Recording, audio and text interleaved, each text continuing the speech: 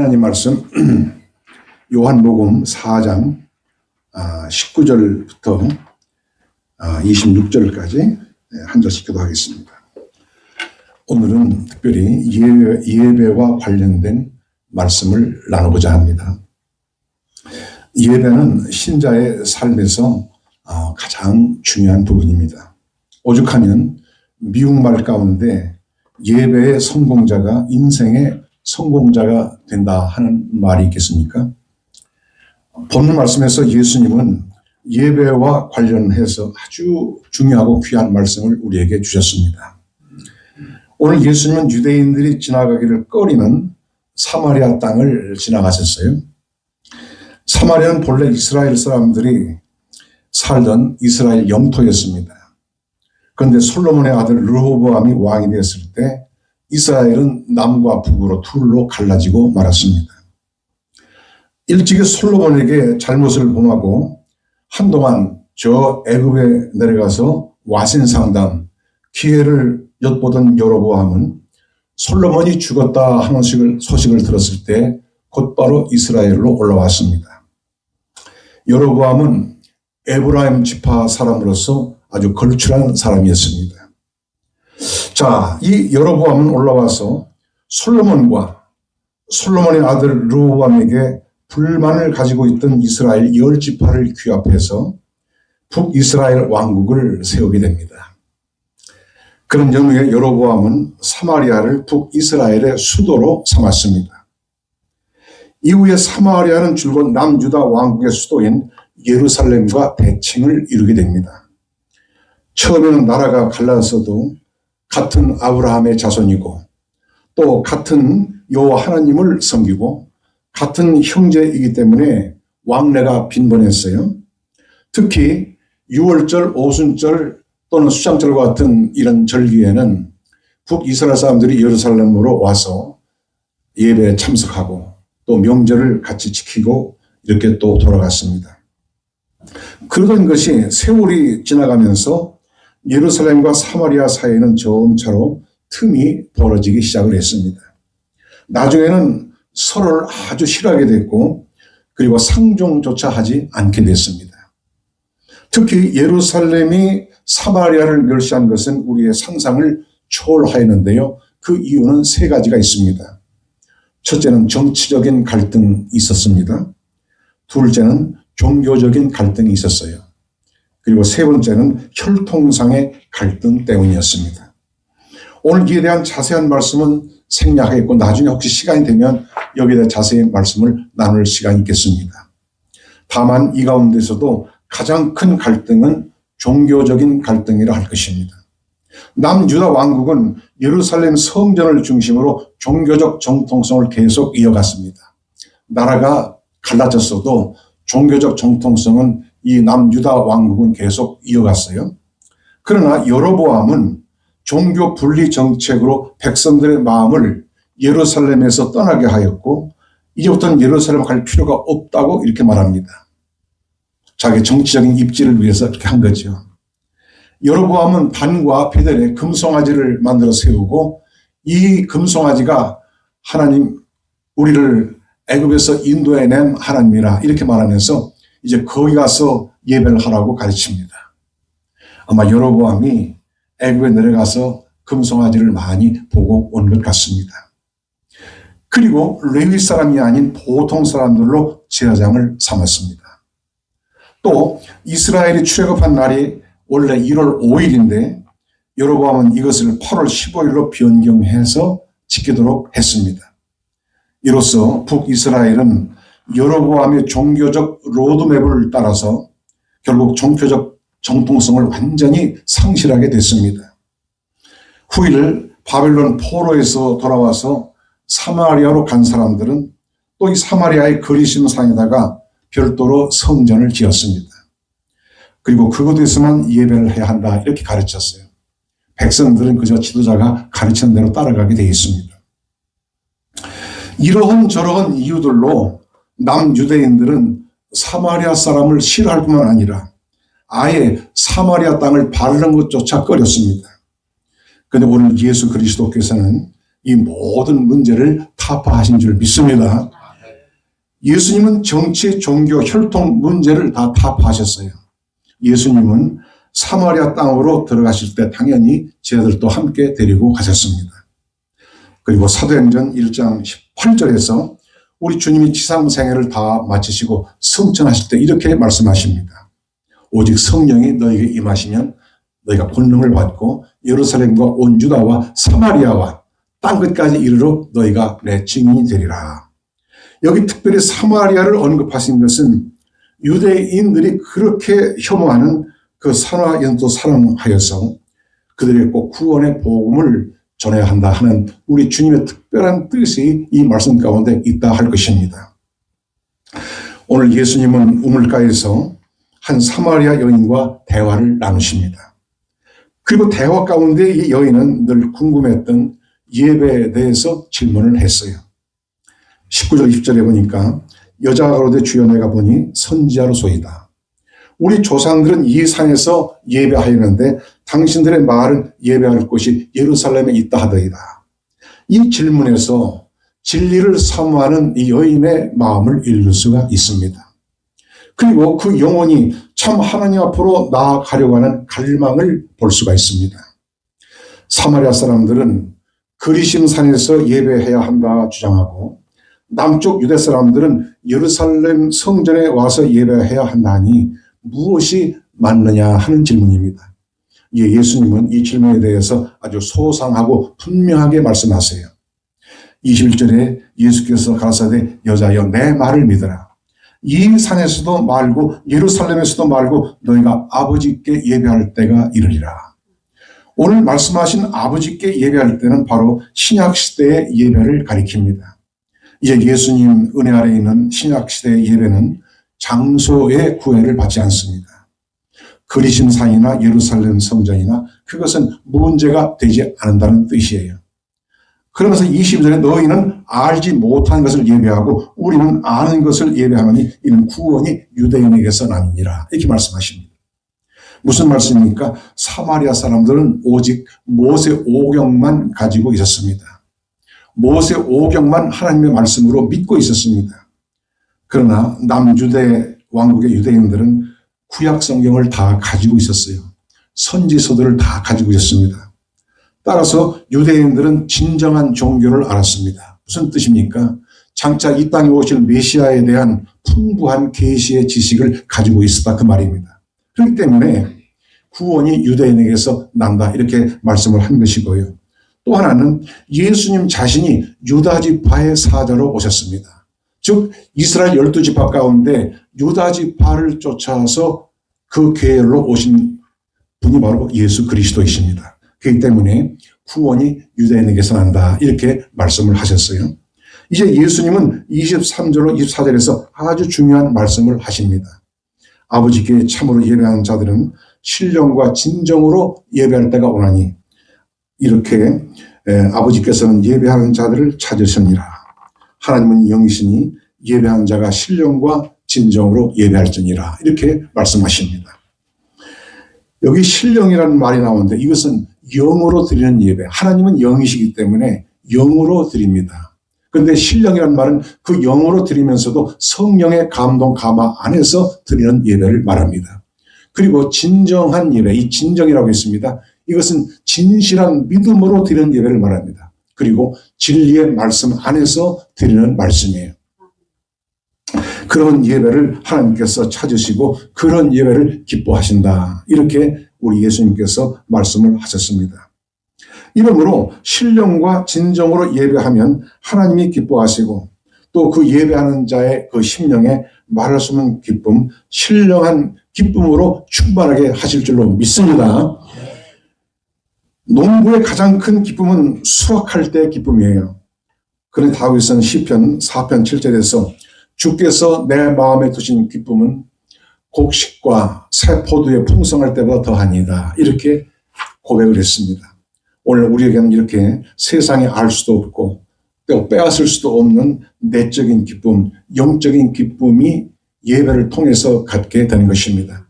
그런데 이 기쁨은 특별히 이제 예배를 통해서 얻어지게 되는데요. 이것은 하나님이 정하시고 또 하나님께서 은혜와 기쁨을 주시는 공적인 통로라 한 말씀입니다. 이러므로 우리는 무엇보다 힘과 정성을 다해서 예배에 힘을 써야 합니다. 이렇게 예배할 때 그러면 어떠한 기쁨이 있을까요? 첫째, 예배하는 자에게는 드리는 기쁨이 있습니다. 여러분, 받는 것도 기쁘지만 드릴 때 참 기쁜 것이에요. 부모님이 계신 자녀들에게 있어서 1년 중 가장 기쁜 날은 아마도 부모님의 생신날이 아닐까 이런 생각을 해봤습니다. 자신을 낳아서 길러주시고 오늘의 나를 있게 하신 부모님의 은공을 되새기며 작은 보답이라도 해보려고 하는 그런 날이기 때문입니다. 그 부모님께 뭔가 드릴 때 얼마나 그 마음이 기쁩니까? 과연 기쁨 중에 큰 기쁨은 보답하는 기쁨이에요. 그러기에 은혜를 베풀어 주신 분에게 응분의 감사와 보답을 했을 때 내 마음이 그처럼 기쁘고 밝아진 것을 체험할 수가 있는 것입니다. 그렇지 않으면 마음이 무겁고 결국 행복하지 않아요. 하나님께 예배한 기쁨도 여기에 아마 비교할 수 있을 것입니다. 예배는 은혜를 입은 성도들이 은혜를 주신 하나님께 감사하며 영광을 돌리는 일이기 때문에 예배자에게는 드리는 기쁨이 분명히 있는 것입니다. 우리가 드리는 찬송, 기도, 헌금 이 모든 것이 다 기쁜 것이고 또 기쁨으로 하는 것입니다. 왜냐하면 그것은 나를 구원하시고 나를 사랑하시는 하나님께 드리는 것이기 때문에 이보다 더 기쁜 일이 세상에 어디 있겠습니까? 전에 내가 목회하던 교회 어떤 권사님은 나에게 한번 이런 말씀을 하세요. 목사님, 나는 예배 시간에서도 헌금하는 시간이 가장 기뻐요. 이렇게 말씀하더라고요. 예. 사실 그분은 늘 예물을 드리면서 그 마음의 기쁨을 체험한 것입니다. 그리고 그렇게 주님을 사랑했고 그렇게 늘 기도하고 그렇게 늘 감사의 삶을 사시다가 하나님 앞으로 가셨어요. 나는 그러한 분들을 보면서 참으로 감사하고 거룩한 도전을 받곤 합니다. 나도 저렇게 순수하게 깨끗하게 그리고 참으로 하나님을 사랑하는 그런 사람이 되어야 할 텐데 그런 도전을 받아요. 일찍이 영국에 나온 귀한 목사님 오스왈드 챔버스 목사는 예배란 하나님이 우리에게 주신 것 중 제일 좋은 것을 드리는 것입니다. 이렇게 말한 바가 있습니다.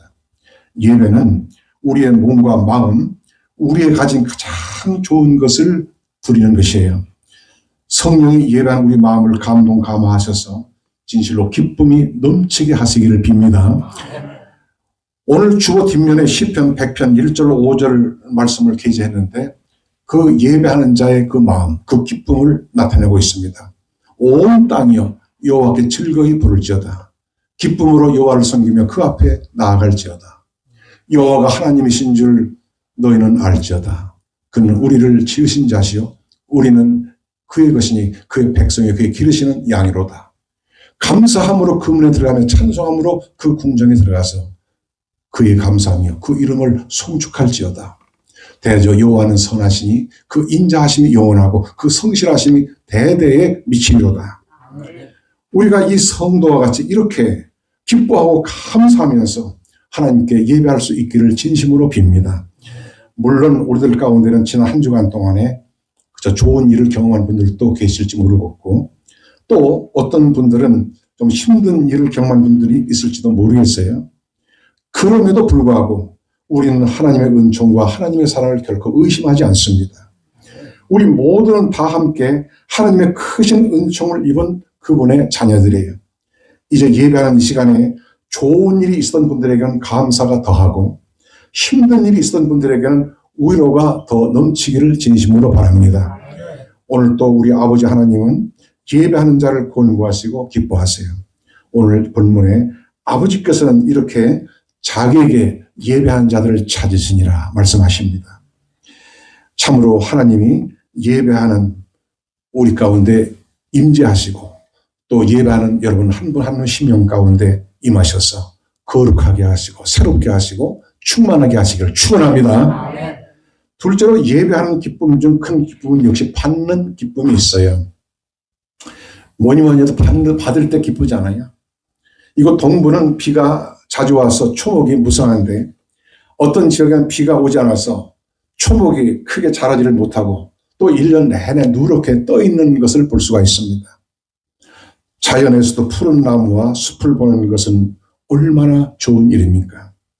이런 푸른 자연은 우리 마음까지도 상쾌하게 하고 이른바 힐링을 시켜줍니다. 이처럼 하나님께 예배하는 우리들의 심령에도 은혜의 물줄기가 임하여서 소생하는 힘을 얻게 하는 것이에요. 우리가 예배하며 말씀 들을 때 내게 임하는 신령한 은혜가 분명히 있는 것입니다. 우리는 반드시 이 은혜를 받아야 돼요. 그래야 우리가 힘이 생기고 또 사는 맛이 생기는 것입니다. 이는 마치 시편의 말씀과 같이 헐몬의 이슬이 시온의 산들에 내림으로 초목이 소생하는 것과 같은 것인데요. 우리의 영혼이 그렇게 소생케 되는 것입니다. 예배는 성도가 이 땅에서 누리는 가장 복된 천국 생활의 경험이라 할 것입니다. 물론 우리가 천국 가면 우리보다 더 좋은 예배를 드리게 될 것입니다. 자, 이 예배는 결코 놓칠 수도 없고 또 소홀히 할 수도 없어요. 오늘 예배하는 분들에게 장차 천국에서 피곤했던 이 땅에서의 삶을 마치고 하나님께 찬송하며 우유받고 크게 기뻐한 날이 반드시 오게 될 줄로 믿습니다. 신자와 불신자의 차이는 한마디로 하나님께 일정하게 예배하느냐 그렇지 못하냐에 있습니다. 그러므로 10계명 중 제4계명에 출애굽기 20장 8절에 안식일을 기억하여 거룩히 지키라 이렇게 말씀합니다. 이게 4계명인데요. 많은 학자들과 목회자들은 10계명 중에 이 4계명을 가장 중요한 계명으로 보고 있습니다. 왜 그런 거 아니? 4계명을 잘 지키는 사람들은 1계명, 2계명, 3계명 즉 하나님께 대한 계명도 당연히 잘 지키고 또 4계명을 잘 지키는 사람들은 5계명부터 10계명까지 이웃에 대한 계명도 당연히 잘 지키기 때문에 그런 것입니다. 그래서 안식일을 기억하여 거룩히 지키라 이 계명이 중요하다 하는 말씀이에요. 오늘 본문 말씀대로 하나님은 이렇게 예배하는 자들을 찾으시는데요. 나를 먼저 섬길 것인가? 제단을 먼저 쌓을 것인가? 그것은 나의 인생을 결정짓는 중요한 기로가 되는 것입니다. 욕심과 경쟁과 피로 물든 가인의 제단인가? 고독한 이민자의 땅에서도 언제나 가장 먼저 주님의 이름을 불렀던 아브라함의 제단인가? 그것은 하나님을 하는 내가 받을 축복의 분수령이 될 것입니다. 믿음의 성 아브라함은 그 어떤 일보다 먼저 제단을 쌓았습니다. 이것은 그의 삶을 믿음으로 이 땅에서 주님께 의탁한 행동이라 할 것입니다. 그러니 그가 어찌 하나님의 은혜와 축복하심을 받지 않겠어요? 이사야가 하나님을 만나는 체험은 그의 예배를 통해서 잘 보여주고 있습니다. 이사야 6장 1절 이하에 보면 이사야는 성전에 올라가서 하나님께 예배할 때 놀라운 은혜로운 체험을 했어요. 어떤 걸 체험했습니까? 첫째, 살아계신 하나님을 체험했어요. 영광 중에 높이 들리신 보좌 위에 앉으신 하나님을 체험했습니다. 둘째, 자신의 죄악을 깨닫게 되었고 회개하였습니다. 셋째, 그의 때에 하나님의 부르시는 음성을 들었습니다. 네 번째는 하나님의 부르심에 순종하고 헌신했어요. 내가 누구를 보내며 누가 우리를 갈고 하실 때 이사야는 주여 내가 여기 있나이다. 나를 보냈어. 이렇게 응답을 하였던 것입니다. 하나님의 주권과 나의 순종을 고백하는 것 이것이 바로 예배입니다. 오늘 본 말씀 가운데 예수님 앞에 서 있는 이 사마리아 여인은 하나님 앞에 서고 싶었어요. 하나님을 정말로 만나고 싶었어요. 예수님이 보통 분이 아닌 하나님의 선지자라고 여겨졌을 때 이 여인의 중심에 잠재있던 종교적 영적 본능이 불같이 뜨겁게 일어났습니다. 하나님을 만나는 것이 그녀의 가장 큰 소망이고 행복이었습니다. 진정 하나님을 만나지 못한 이 여인은 그동안 너무 답답하고 컬컬했어요. 과연 하나님을 만나지 못한 것이 인생의 불행이고 슬픔이에요. 실상 오늘 이 여인은 지금까지 세상의 행복을 열심히 추구했습니다. 우리가 그 사연은 알 수가 없지만 분명히 예수님께서 말씀하신 바와 같이 이 여인은 5번 결혼하고 5번 이혼했습니다. 그리고 지금도 역시 다른 남자와 살고 있습니다. 그런데 이 여인에게 있는 것은 행복이 아니라 아픔과 상처만 가지고 있었어요. 주님은 이 여인의 그 마음을 다 알고 계셨습니다. 이러므로 이 여인은 진정으로 주님을 만나고 싶고 하나님 앞으로 나아가고 싶었어요. 이 여인은 하나님을 만나서 용서를 받고 치유를 받고 싶었습니다. 예수님은 이 여인을 만나시기 위해서 일부러 그곳을 지나셨다, 이렇게 볼 수가 있습니다. 그러면 하나님 앞으로 나아가려면 어떻게 해야 할까요? 여인이 사는 이곳 사마리아 거리심산에서 예배하면 하나님을 만날 수 있을까요? 아니면 유대인들의 말대로 시온산 예루살렘 성전에서 예배하며 하나님을 만날 수 있을까요? 그렇지만 예수님은 이 산에서도 말고 예루살렘에서도 말고 오직 신령과 진정으로 하나님을 예배하라고 말씀을 하십니다. 하나님은 이렇게 예배한 자들을 찾으신다고 말씀하세요. 하나님은 영이시기 때문에 장소를 초월하십니다. 다만 신령과 진정으로 예배를 할 것입니다. 예배자의 행복은 바로 여기에서 결정이 되는 것입니다. 참으로 신자는 예배할 때 가장 큰 기쁨과 보람과 행복을 느낍니다. 아담 이후 모든 하나님의 사람들이 예배를 통해서 하나님을 만났고 하나님의 축복하심을 받았고 저들의 인생이 복되었습니다. 예배한 자가 기억해야 할 중요한 것은 내 마음을 활짝 여는 것이에요. 내가 먼저 마음을 열면 상대방도 마음을 열듯이 내가 온전히 하나님을 향해서 마음을 열고 하나님께 예배할 때에 하나님은 내게 임하십니다. 그래서 우리는 마음을 열고 큰 소리로 찬송을 하고 큰 소리로 기도하고 큰 소리로 아멘으로 화답을 해야 되는 것입니다. 다윗은 시편 24편 7절 10절 이렇게 말씀하고 있어요. 문들아 너희 머리를 들지어다 영원한 문들아 들릴지어다 영광의 왕이 들어가시리로다. 영광의 왕이 되시며 강하고 능한 여호와시요 전쟁에 능한 여호와시로다. 문들아 너희 머리를 들지어다 영원한 문들아 들릴지어다 영광의 왕이 들어가시리로다. 영광의 왕이 되시며 만군의 여호와께서 곧 영광의 왕이시로다. 여기 문들아 너희 머리를 들지어다 하는 이 말은 너희의 마음의 문을 활짝 열라, 그런 뜻입니다. 오늘도 마음을 활짝 열고 예배한 여러분에게 영광의 하나님이 임하시어 기름을 부으시고 은혜로 충만하게 하시기를 축복합니다. 아멘. 셋째로 예배할 때 나누는 기쁨이 있어요. 오늘 제가 이 강단에서 설교하는데 이것도 말씀을 나누는 것입니다.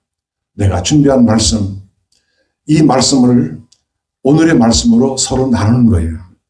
여러분들이 집에서 또는 교회에서 음식을 열심히 해오십니다. 왜 그렇습니까? 그건 나누는 기쁨 때문에 그런 게 아니겠어요?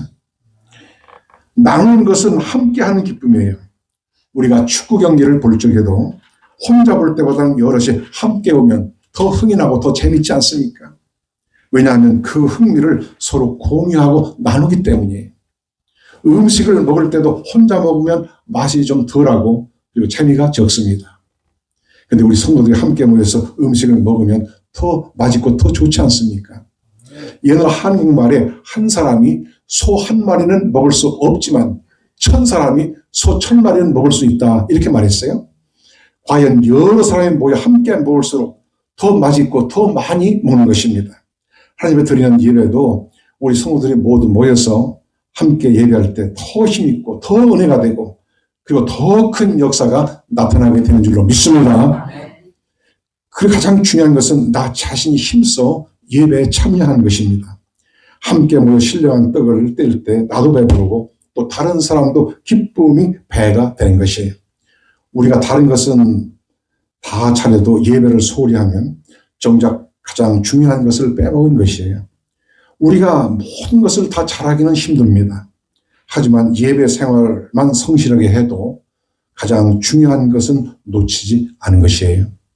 예배는 그것 자체로서 가장 큰 봉사라고 탁월한 설교자이자 영국의 웨스트민스터 교회를 33년 동안 목회했던 그 로이드 존스 목사님께서 이러한 말씀을 하였습니다. 내 생활에서 예배가 약해지면 이것은 영적으로 성장을 할 수가 없어요. 성경에는 각인이 하나님 앞에 나와야 한다. 이렇게 말씀하고 있습니다. 예배를 대충 한 것은 하나님 앞에도 나를 위해서도 온당치 않은 것입니다. 한 크리스찬 부부가 있었어요, 전에. 매주일 아침이 되면 남편 아내에게 이렇게 말합니다. 여보, 우리 부부를 대표해서 당신이 예배에 참여하고 오세요. 그러니까 이 부인은 할 수 없이 혼자 갑니다. 또 뭐 남편 억지로 끌고 갈 수도 없고, 번번이 그렇게 이제 예배를 하고 오는데요. 그런데 이 남편이 하룻밤 잠을 자다 꿈을 꿨어요. 꿈을 꿨는데 이 부부가 다 같이 천국문에 이르게 되었습니다. 천국문을 지키는 문지기 천사가 이렇게 말해요. 당신들은 부부이지요? 그러니까 둘이 끄떡이면서 그렇다고 말했습니다. 그러면 참 잘 되었습니다. 대표로 부인만 이 안으로 들어가세요. 이렇게 말을 했습니다. 야, 정신이 벌떡 나는 거야. 이 남자가 천국문 앞에까지 왔다가 여기서 퇴짜 맞네. 이러고 어떡하나. 평소에 예배를 안 드리고 부인만 보냈다는 것이 그렇게 후회 막급할 수가 없어요. 그래서 탄식하고 절망 중에 발을 동동 긋다가 깨는데 그게 꿈이었습니다. 꿈이었으니까 천만다행이었지. 그 후 이 사람은 부인만 대표로 안 보내고 본인도 같이 가서 예배를 했습니다. 사실 하나님께서 그 사람을, 그 남편을 사랑하신 것입니다. 네.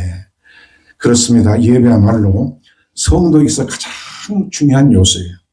나는 마음이 있어도 형편 때문에 예배에 빠지는 분들을 충분히 이해합니다. 왜 제가 그걸 모르겠어요. 그렇지만 우리는 언제나 어려운 형편 중에서도 최선을 다해서 예배에 참여하도록 해야 할 것입니다. 목사의 설교가 신학의 결론이라고 말을 하듯이 예배는 신자의 신앙생활의 결론이라 이렇게 말할 수가 있습니다. 하나님이 이스라엘을 애굽에서 인도하여 내신 것은 그 백성으로 하여금 여호와 하나님께 예배하는 백성이 되게 하고자 하는 그 한 가지 뜻이었습니다. 오늘 같은 부르심이 저와 여러분에게 있음을 믿으시기를 바랍니다. 그리고 예배하는 우리는 하나님을 향해서도 마음을 열어야 하지만 같은 형제들 향해서 다른 성도들 향해서도 마음을 열어야 돼요. 내가 먼저 열어야 합니다. 이것이 바로 나누는 것입니다. 그럴 때 은혜가 흘러넘치게 되고 기쁨이 배가 되는 것입니다. 예배하는 기쁨은 하나님의 자녀들에게 가장 큰 축복이고 특권입니다. 예배한 자에게는 드리는 기쁨이 있습니다. 예배한 자에게는 또한 받는 기쁨이 있습니다. 그리고 예배할 때 나누는 기쁨이 있습니다. 우리는 예배를 위해서 특별히 기도를 많이 하시기 바랍니다. 왜냐하면 예배가 살면 우리 교회가 살아요. 그리고 예배가 살면 우리 영혼이 삽니다. 그 어느 때보다 또 오늘날에 있어서 가장 중요한 요소는 예배에 하나님의 임재와 성령의 부으심이 꼭 있어야 하는 것입니다. 참으로 우리의 가장 큰 기쁨은 언제나 우리가 모여서 드리는 이 예배에 있게 되기를 예수님으로 축원합니다. 기도하겠습니다.